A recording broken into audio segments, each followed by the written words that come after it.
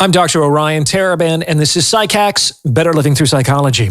And the topic of today's short talk is how women train men to be angry. This is something that many women do, and that many women do inadvertently. And this, of course, is to be expected, as few women prefer to be in the presence of male anger. In fact, most find male anger terrifying, which makes their contribution to this process all the more tragic and ironic. And this is not to say that men don't have their share of responsibility in this. After all, they inadvertently allow themselves to be trained in this way.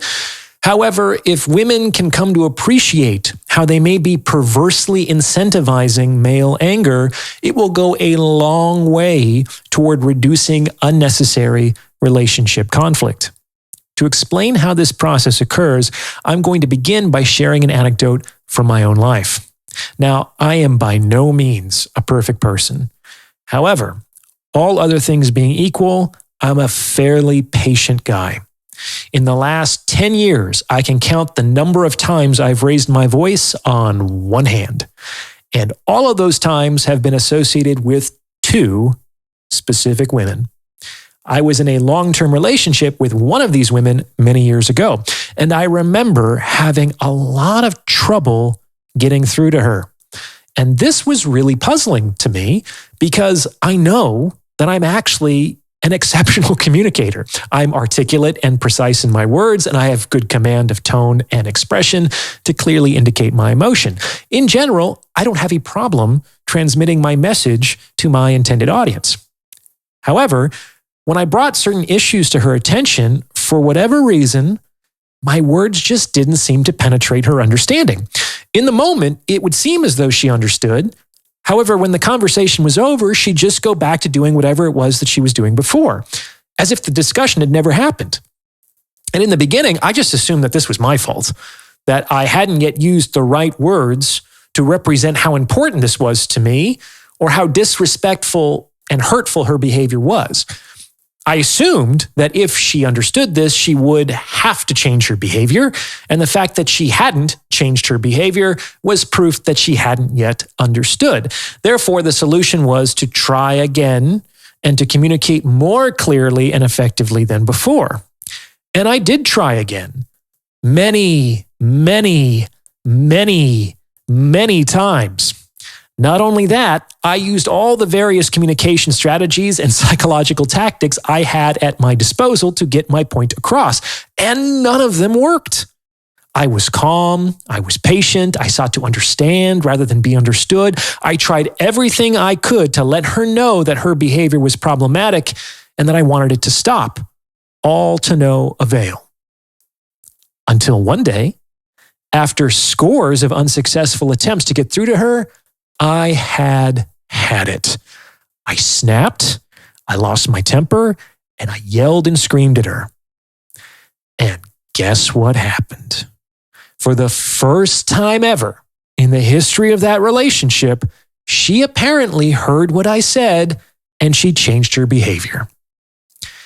And it was at this point that I realized that I had to take myself out of that relationship, which I subsequently did. Why? Because if the only way I could be heard in my relationship was by raising my voice and becoming increasingly aggressive, then I would be molded into an angry, aggressive man over time. Neither one of us would have wanted that outcome, but that's what would have happened. If nothing changed, that relationship was headed to a very dark place, as I would have functionally had to choose between being angry and being ignored. Women, you have to understand that the vast majority of men don't escalate to anger immediately, and you should just leave any man who does. Rather, the vast majority of men will try to communicate with their women many times in different ways, using different strategies before resorting to anger.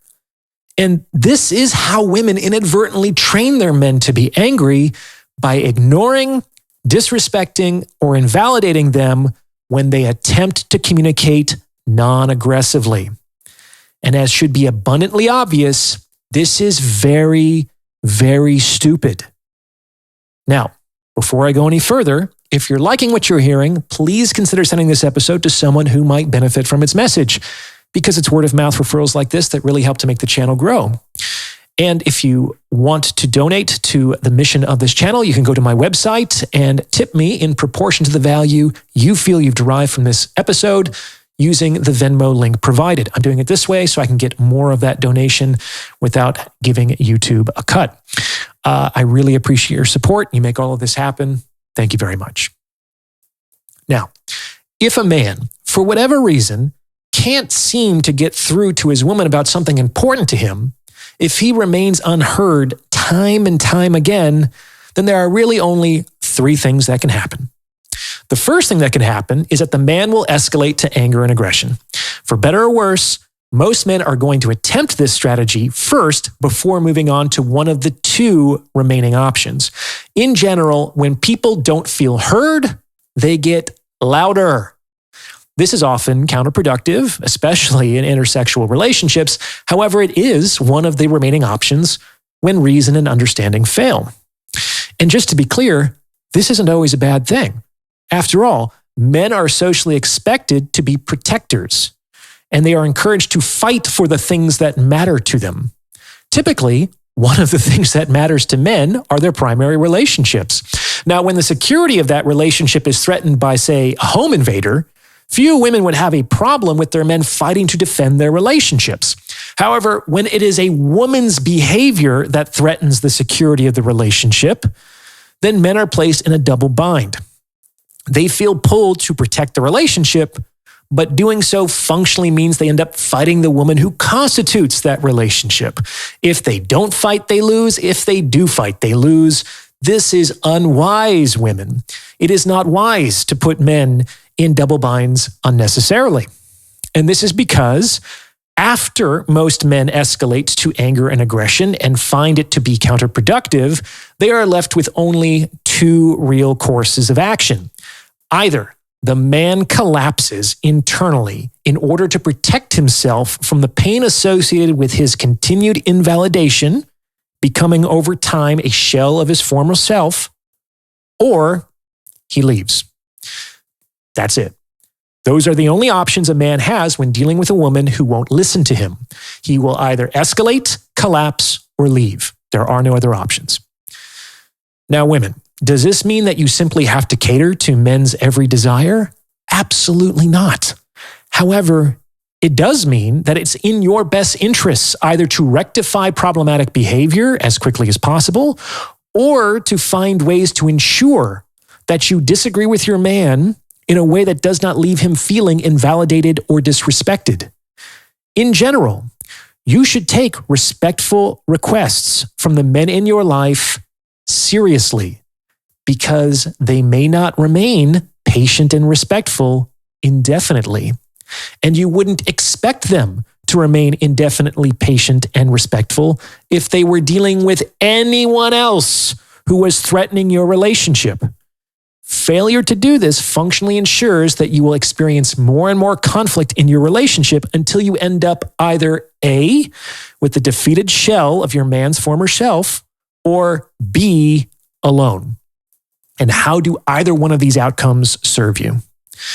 And just for the record, just like I encouraged you to simply leave any man who immediately escalates to anger, I encourage every man I work with to simply leave any woman who refuses to respect his boundaries or listen to his reasonable requests.